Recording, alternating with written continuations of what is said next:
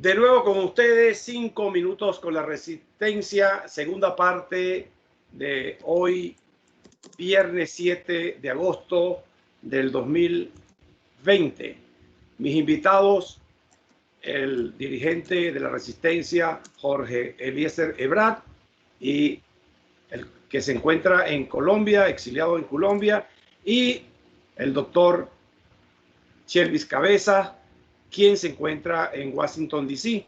Con ellos estamos hablando, le hemos dedicado este programa exclusivamente a nuestra hermana República Colombia.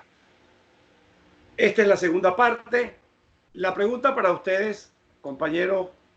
Buenas tardes.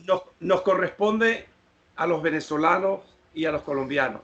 El tema de la empresa Monómero. Quiero empezar con el compañero Jorge Eliezer, porque está en Colombia y está empapado desde hace mucho tiempo. ¿Cómo ves la situación, Jorge, de los escándalos que se han desatado, sobre todo en esta semana, producto de la situación de Monómero? Vamos a recapitular lo que aconteció con la renuncia del ex embajador Calderón Berti. ¿Cómo está la situación de este tema en Colombia y cuál es tu visión? ¿Qué informaciones manejas, Jorge Eliezer? La información que manejamos es la de siempre, mi amigo Ortiz. Aquí en Colombia siempre las cosas pasan cuando creen que es conveniente pasar. El presentar ahorita acusaciones sobre el caso, sobre los casos anteriores, le permiten no tener las pruebas reales de la situación, de lo que pasó, de lo que está pasando.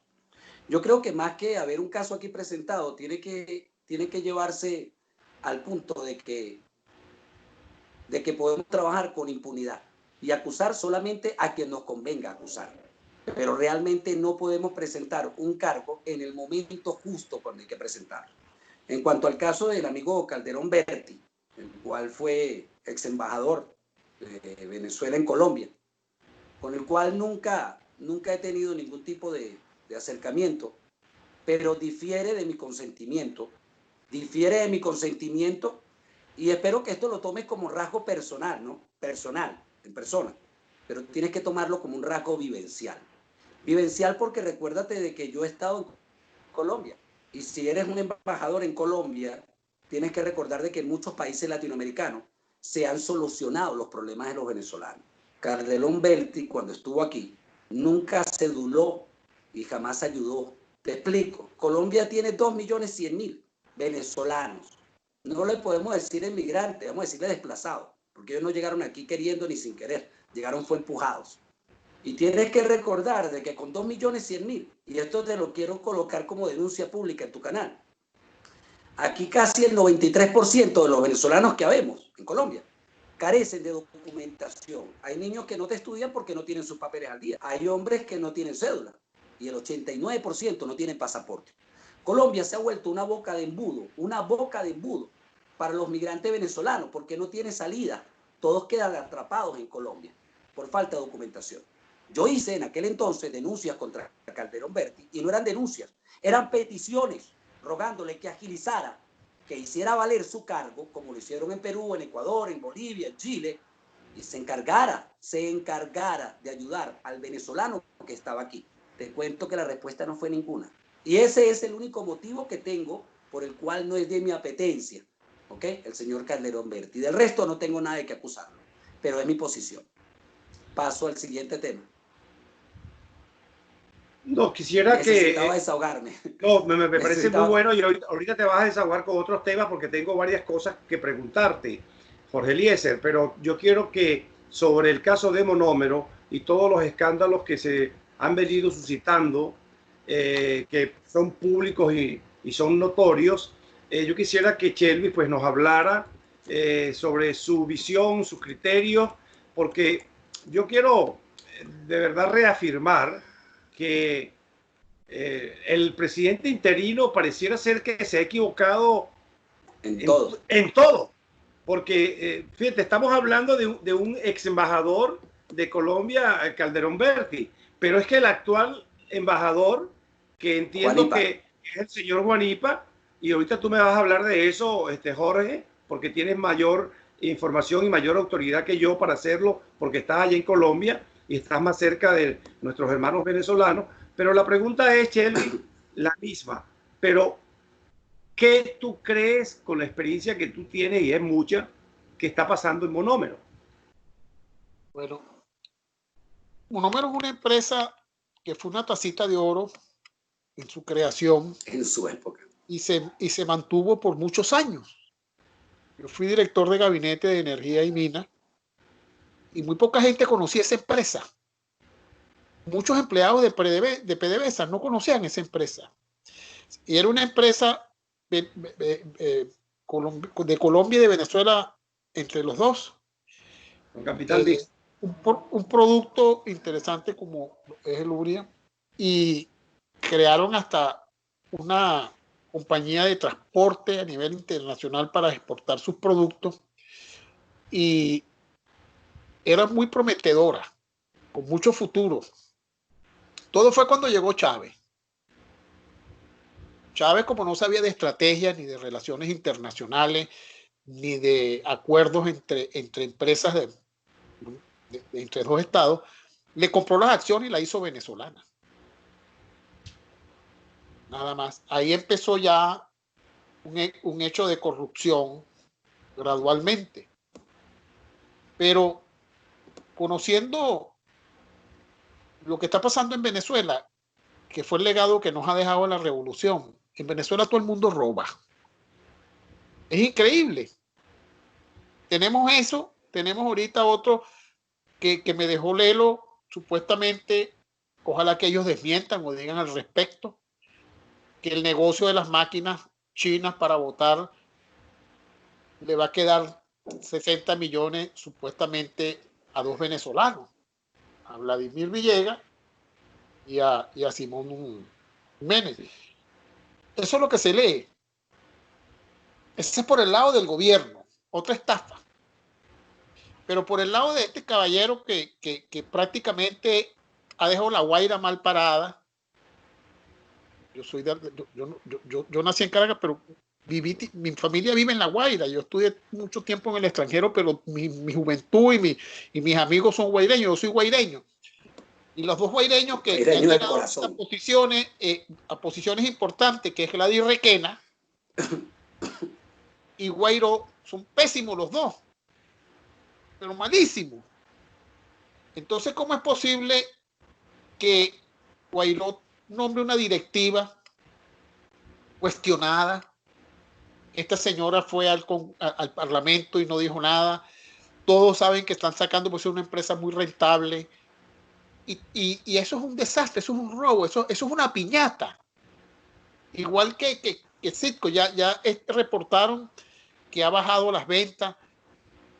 No es solamente el comunismo que está acabando con Venezuela, sino estos sinvergüenza. Por eso es que cuando se montó en el poder, muchos amigos me decían, no, para que ayudes a... Mira, pasé un mes dándole vuelta a la cabeza, pero ¿qué va? A ese muchacho le falta mucho le falta. Han nombrado personas que están desfasadas de la realidad. Mira, yo hubiera sido él, en el caso de Colombia, nombro un embajador con plenos poderes importantísimos para resolver el problema de la inmigración. Y ahí mismo en Colombia, en la Embajada de Venezuela, hubiera habilitado una oficina para que le entregaran sus cédulas a los venezolanos indocumentados y sus pasaportes allá, porque tienen la potestad para haberlo hecho. ¿O es que a ti no se te pierde tu pasaporte antes ibas a una embajada y te daban uno? Así es. Pues lo hubiera hecho en grande, primero para desaguar la situación de Colombia, porque muchos se querían ir a Chile o se querían ir a Centroamérica. No, nombraron a Calderón Berti. Calderón Berti es un tipo cómodo. Él no se va a mezclar, él no se va a tirar ese problema de resolver problemas sociales. Ahí han debido haber buscado un embajador, un venezolano, diplomático, social, que se preocupe de la popularidad, que alcance a la gente a sus necesidades. Y hubieran hecho una relación más estrecha con el gobierno. Ahí pasó lo del Cucutazo. ¿Qué pasó en el Cucutazo? Se robaron los reales. Hicieron un desastre. ¿Pero quiénes los hicieron? Bueno, los hicieron el nuevo gobierno. Tenemos dos presidentes, tenemos 2 fiscales, tenemos 2 contralores. Mira, Venezuela ha llegado a ser, tanto por el gobierno de esta gente que tienen 21 años o 22, y por Juan Guaidó, un asco de país. No funciona nada. No hay gas. Ahorita mi esposa no tiene ni gas, ni agua, ni luz, y más o menos el internet. Y los familiares lo mismo. ¿Cómo es posible que la gente no tenga gas en Venezuela con qué cocinar? No hay gasolina. Y lo peor del caso es, el pueblo sigue incrédulo. El pueblo está desesperado. El pueblo ya no cree en ninguno. No hay liderazgo que se sostenga ni en la oposición y mucho menos en el gobierno. Entonces se preguntan, ¿y por qué Donald Trump no invade? Ajá, Donald Trump invade. ¿Y con quién se va a entender? Aquí está el país, ¿a quién se los entregamos? ¿A quién le entrego yo? Porque yo no puedo dejar un presidente como dejó al general MacArthur en Filipinas. Porque eso es un problema. Aquí está, sacamos a los comunistas. ¿A quién le entrego el país? Nómbrame pues en la un líder. situación, en la peor situación, y te quiero interrumpir, Cabeza, en la peor situación, estamos hablando de cambiar un comunista por un socialismo por otro, porque de todas maneras tiene que recordar de que Guaidó es socialista. O sea, no entiendo. Quiero decirte algo, y espero no presentarme de mala manera en este punto. Mira, ¿tú te acuerdas cuando la Comisión de Energía y Petróleo vino a tener un escándalo gigante en Colombia? Sí, como un escándalo gigante por casos de extorsión y de cobrar dádivas supuestamente voluntarias en apoyo a Guaidó, pero sin la dádiva, si fuera voluntaria, no estaba obligado. Pero si no la dabas, no podías negociar con ellos. Entonces, en el escándalo habían 2 personajes en ese escandalazo.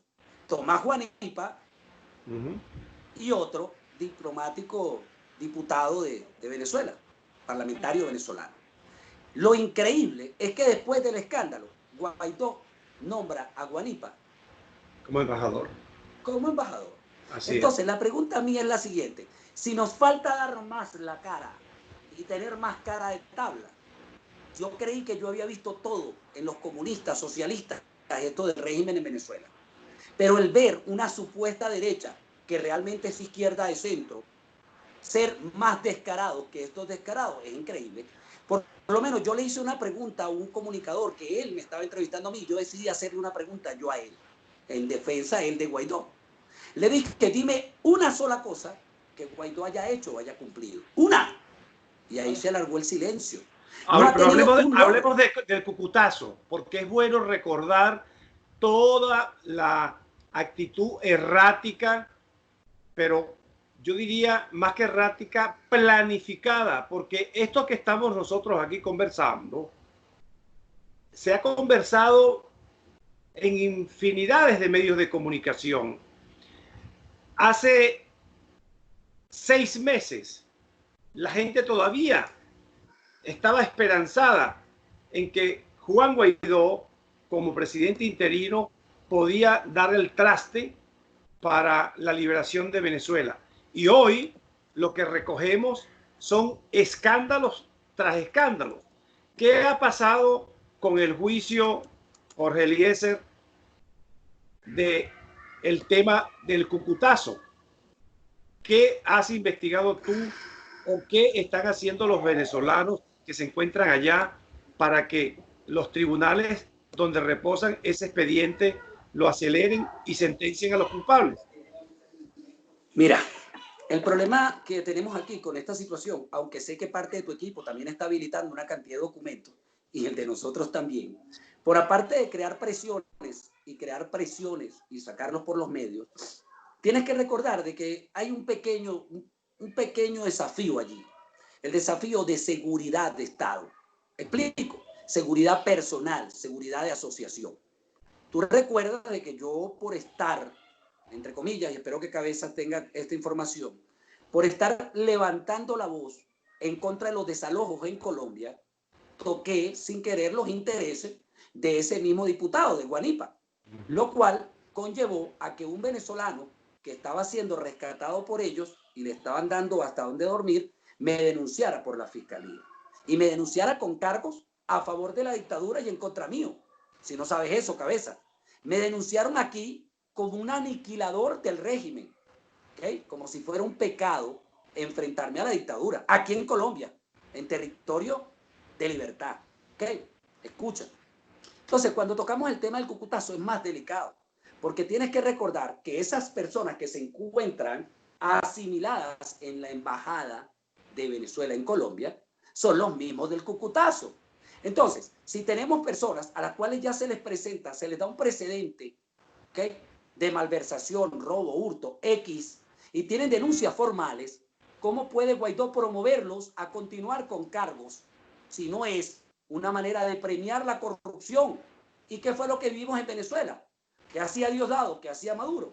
Por cada asesino, un premio.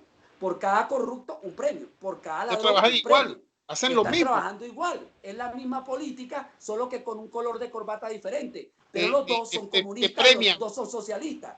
Bueno, nos faltan 14 minutos exactamente para finalizar la segunda parte.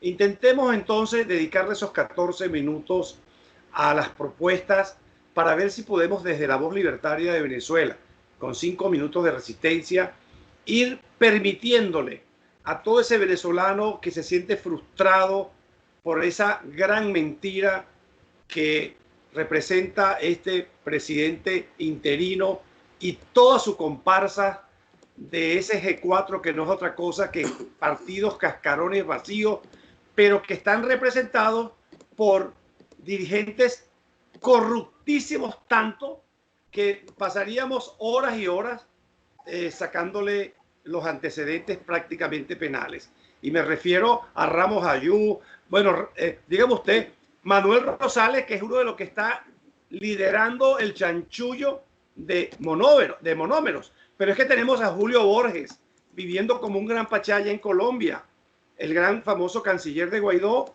y al embajador Guanipa. Pasaríamos entonces horas, pero vamos a centrarnos en lo que la gente quiere escuchar, en la esperanza. En la esperanza. Entonces, yo quiero, Shelby, perdóname, hacer más o menos una antesala de lo que está en juego. Hace 5 días, si mal no recuerdo, los 27 supuestos partidos cascarones de esa famosa MUD deciden no participar, cuando todos estos años han venido jugando a ir a elecciones. Y sin embargo, mientras que ellos jugaban eso, los que creemos en la resistencia, los que creemos que efectivamente sabemos a qué nos estamos enfrentando, que no es otra cosa que a bandas criminales armadas, y que por esa razón proponemos que debe ser con una fuerza superior. Los que estamos en esa línea, ¿qué le queremos y qué le proponemos al pueblo venezolano a partir de hoy? Eso para ti, Chelvis, y después para ti, compañero Jorge Eliezer. Bueno, una de las cosas que tenemos que hacer, y no es que seamos una gente que queremos así criticando a los demás, pero hay que crear un tribunal internacional, como crearon cuando cayó Hitler en Nuremberg, con jueces calificados en las cortes internacionales, y juzgar tanto al gobierno y juzgar tanto a los que llegaron después del gobierno, que es un nuevo presidente como Juan Guaidó, que han creado un gran daño a la nación. El pueblo venezolano pide justicia. Estos tipos acabaron con la familia. No hay una sola familia en Venezuela que se pueda sentar el 24 de diciembre como se sentaba antes de que estos facinerosos llegaran al gobierno. Tú tienes parientes en España, en Estados Unidos, en Chile. Entre más grande la familia, más dispersión hay entre ellos. Eso hay que juzgar. Y a estos traidores que regalaron Guyana, hoy en día ha sido un emporio, las principales empresas petroleras explotando y haciendo negocio en ese país, un país que era paupérrimo, hoy en día, sin parar, año a año va subiendo su producción de territorial bruto de 2 al 7%. Creen más seguro la explotación que en Venezuela. Venezuela ha perdido todos los mercados petroleros, todos los mercados de gasolina, perdón, en venta y derivados, y estos van adelante y adelante. Un paisito que nos los quitaron y que Fidel Castro le vendió a Chávez que dejara eso así, que lo entregara, que no reclamaran cuando este señor era canciller. Mira, mucha gente va a pensar que es que yo soy demasiado que estoy fuera, que estoy loco, pues. Esta gente hay que fusilarla, chico. Radical. Porque estos tipos han sido traidores a la patria. Y hay que crear un tribunal internacional para que se les salven respeten sus derechos humanos y que se le haga un juicio con todo lo que tiene que ser, pero no dejarlos libres. Bolívar fusiló a los traidores. Bueno, a bastante. Pues, no, porque es que lo dejamos que dure 100 años. Es que yo no quiero que sufran 100 años. Yo lo que quiero es que lo fusilen. Y no solamente eso, ir a la familia de cada uno de estos señores y preguntarle que de dónde heredaron ellos esa cantidad de millones que le dejó el fascineroso de su padre, que ese dinero que ellos tienen, su padre se los robó y que se establezcan las leyes para quitárselo. Han destruido la nación más rica de la América. Han acabado con un pueblo entero. Han acabado con las esperanzas de un pueblo que se ha venido convirtiendo para sobrevivir en ladrones, en muchachas prostitutas, en cosas que nosotros no conocíamos.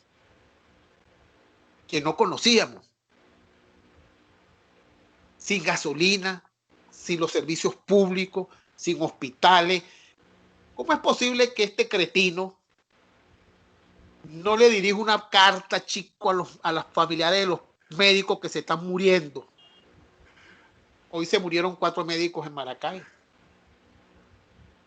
Y entonces no le dio a la Cruz Roja yo no sé cuántos millones. 20 millones de dólares. ¿Y tú te crees que se va a ver algo de eso? ¿Tú te crees que se va a ver algo de eso? Hay que crear un gobierno honesto. Hay que traer compañías extranjeras como Arthur D. Little, compañías importantes de auditoría, y que los gobiernos contraten para que lleven una auditoría limpia y que enseñen a las nuevas generaciones cómo administrar la nación. Porque nos han dejado una cantidad de malas mañas en el tiempo que ha pasado. ¿Cómo es posible que tú vas a Curazao y Aruba y están vendiendo todos los cables de lo que es el estado Falcón, de lo que es el estado Carabobo? Tú pasas por las calles y no hay teléfono, la CanTV no cobra teléfono, no existen teléfonos, no hay llamadas internacionales, no hay cables de televisión. Entonces, fue el gobernador Aruba a reclamarle. Y las autoridades le dijeron, esto que vendemos aquí lo vendemos legal. El cobre, el yo no sé qué. ¿Y cómo es eso? Si se lo roban. Pero aquí están los papeles, está sellado por la Guardia Nacional, está sellado por la aduana, son ladrones, el narcotráfico que hay en los estados. Nos hemos desviado de ser un país exportador de petróleo y de exportador de cultura y de exportador de belleza para convertirnos en un país exportador de lacras, de cocaína, de terrorismo. Entonces, ¿a dónde vamos a llegar? Tenemos que ser radicales. Nos tenemos que levantar en pie de lucha. Tenemos que protestar en todos los países. Mira, uno de los grandes errores que hizo el gobierno es haber dejado que los venezolanos se fueran. Porque cuando los venezolanos se fueron y contaron qué era lo que pasaba aquí, fue que esta gente perdió la reputación que tenían de ser un gobierno socialista y todo este cuento que nos tenían. Perfecto. Venezuela perdió la soberanía, Luis. Nosotros dependemos de Cuba, estamos totalmente de Irán, de acuerdo. De yo no sé qué. Ahora, un gran mega mercado iraní. ¿Y qué sabemos nosotros de eso? Yo porque estuve por allá y comí, pero a mí no me gusta tanto esa economía allá. Mira, nosotros teníamos las pizzas venezolanas son italianas, pero son venezolanas. Los espaguetis en Venezuela son venezolanos, porque pueden hacer una salsa napolitana, pero ves al italiano con un plátano frito comiéndoselo juntos. Eso no lo ves en Italia. Bueno, Shelby, estamos... Son culturas culinarias que han borrado de nosotros, han cambiado la vida, nos quieren cambiar todo. Eso tiene que acabar, porque si no vamos a perder el país. Y lo vamos a hacer, Dios mediante. Por eso quiero escuchar la intervención del compañero Jorge Eliezer. ¿Qué estamos haciendo? ¿Qué debemos seguir haciendo? ¿Y cómo vamos nosotros a lograr la libertad de Venezuela? Jorge Eliezer, bueno, tienes 8 minutos. Para comenzar, vamos a plantear el siguiente punto. Primero, me pareció muy bonita la acotación de nuestro amigo Cabeza, muy iracunda, porque es que no da otra cosa, da dolor, rabia, ira, sentir todo lo que nos quitaron. Vamos a permitirnos este espacio para decir lo siguiente. En cuanto a lo que te dije acerca de monómeros de Guanipa, no fue Jorge Eliezer de verdad el que lo denunció. El que lo denunció públicamente fue un diario colombiano. ¿Ok? Lo presentó a fiscalía, todo. No es una cuestión mía. Es una cuestión para poder acelerar y explicarle al venezolano cómo promueves y cómo le das cargo a una persona que viene de ese tipo de situación. Ahora voy a hacerles una pregunta a ustedes. ¿Qué podemos hacer? Uy, mucho, demasiado. ¿Qué opinan ustedes de una campaña promovida por todas las diásporas que no tenga dueño, sin liderazgos, donde exijamos al presidente interino, para algunos, porque mi presidente no es, y mucho menos Maduro, que tenemos 18 años demostrándole al mundo de que es un ilegítimo, que es un ilegítimo y que tiene secuestrado un país? Pero la pregunta mía es la siguiente, Cabeza. ¿Qué opinas tú si nosotros hacemos una campaña internacional donde obligamos o exigimos al presidente interino que entregue memoria y cuenta a un grupo o comité de sociedad civil organizada de diferentes diásporas en el exilio? De verdaderos perseguidos políticos, de verdaderos jueces, de verdaderos ecónomos. Eso sería un adelanto. Porque es que el político siempre va a hacer lo que quiere con la población, a menos que la población le exija. Ahora, la pregunta mía es, ¿dónde quedarían escondidas las paticas de Julio Borges, Ramos Alú, de Guaidó, de Leopoldo, si se les pide una memoria y cuenta? Mira, Cabeza, para que te llene más de ira.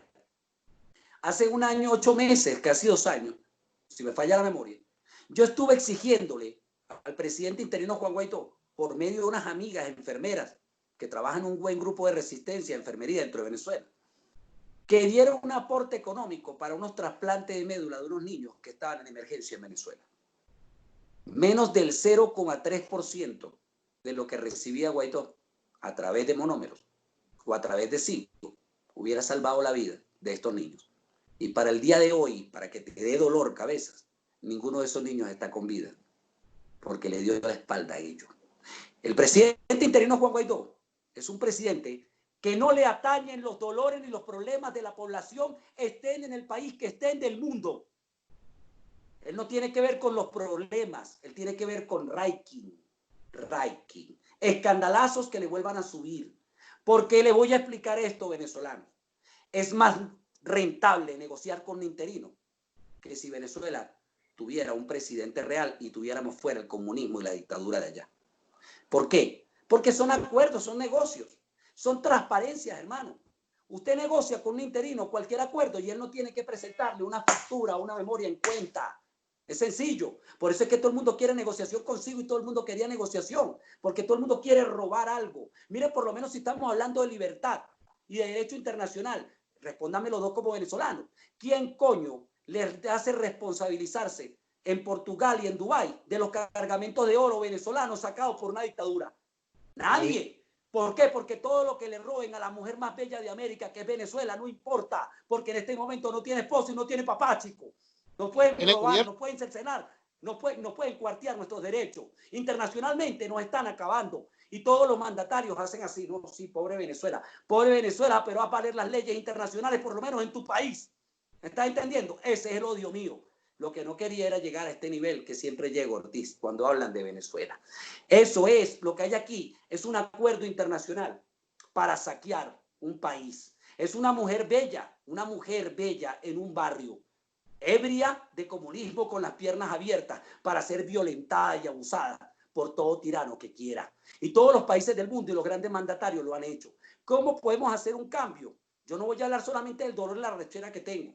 Estoy hablando de unificarnos para poder presentar. El plan que da cabeza es muy bueno. Presentar una gestión, una estructura, alguien que pueda albergar un nivel de responsabilidad social, civil de Venezuela en el exilio, donde podamos pelear los derechos de los venezolanos y no permitir que sigan saqueando, porque cuando saquean nadie puede hacer nada adentro porque están cercenados en su derecho, porque los mata el FAES, pero nosotros estamos afuera y sí podemos y no lo hacemos.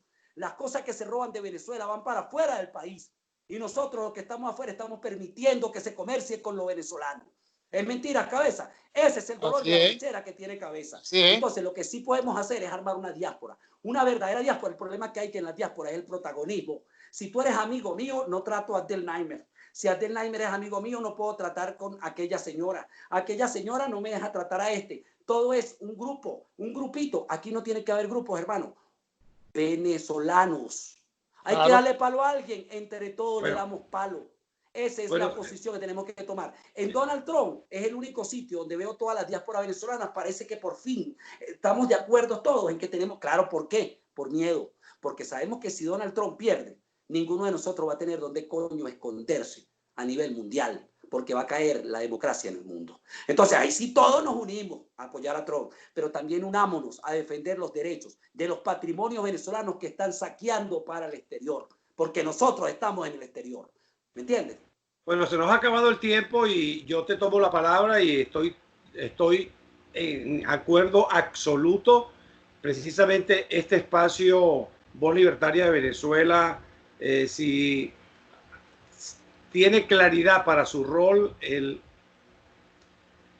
propósito principal es dar su gran contribución para que nos unifiquemos todos en lo que hemos denominado la unión de la resistencia ciudadana. Y si tenemos que agregarle el concepto que tú señalabas en rebeldía, también tiene espacio para agregarlo. Estoy totalmente de acuerdo. Es una excelente conclusión, Jorge Eliezer.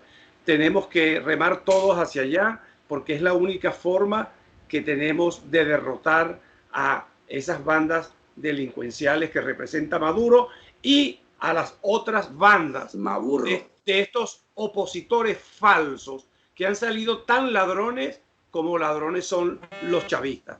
Por lo tanto, yo quiero agradecerle a ustedes dos por haberme permitido entrevistarlo y quiero, para cerrar como con broche de oro, darles un minuto a cada uno para que se despidan de nuestros oyentes.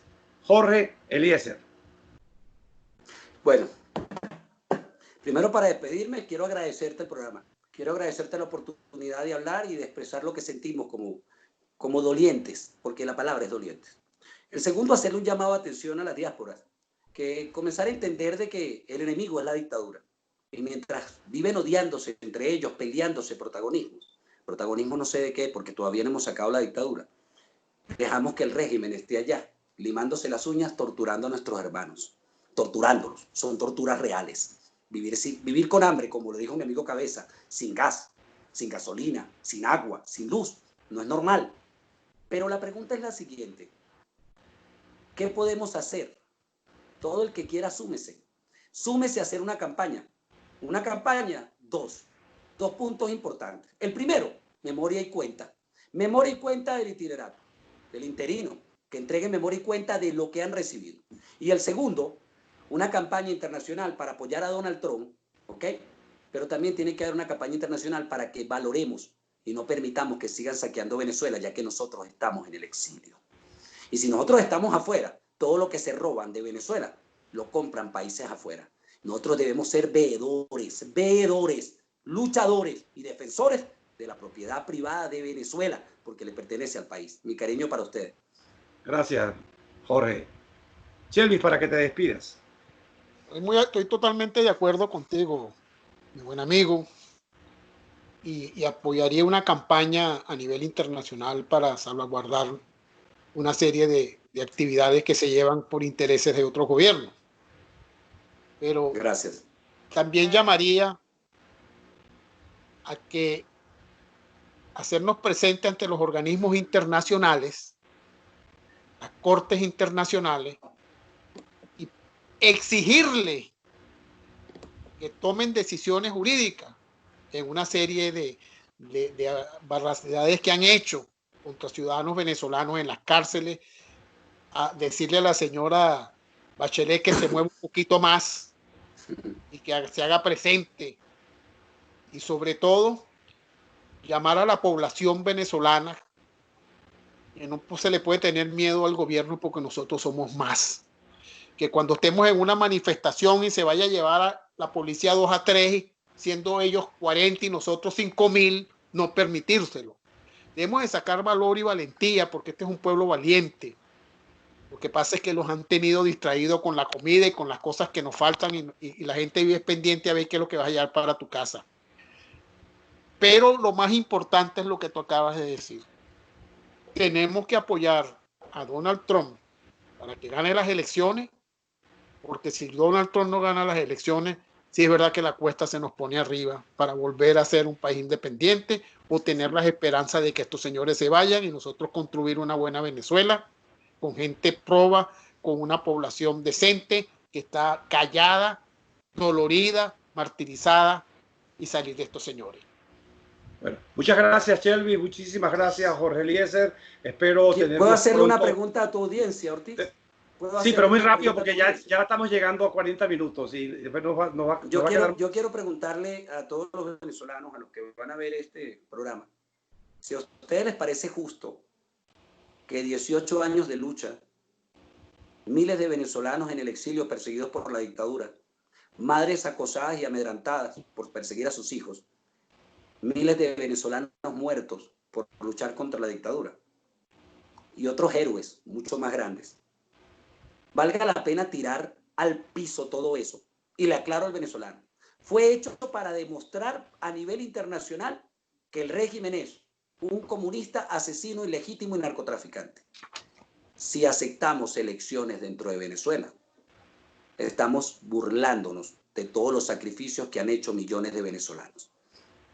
Dígame usted como venezolano, a usted que está viendo este programa, si le parece justo. Yo por lo menos no voto en dictadura. Si votar en dictadura sirviera para algo, ya el régimen las hubiera prohibido. Muchas gracias, Eliezer.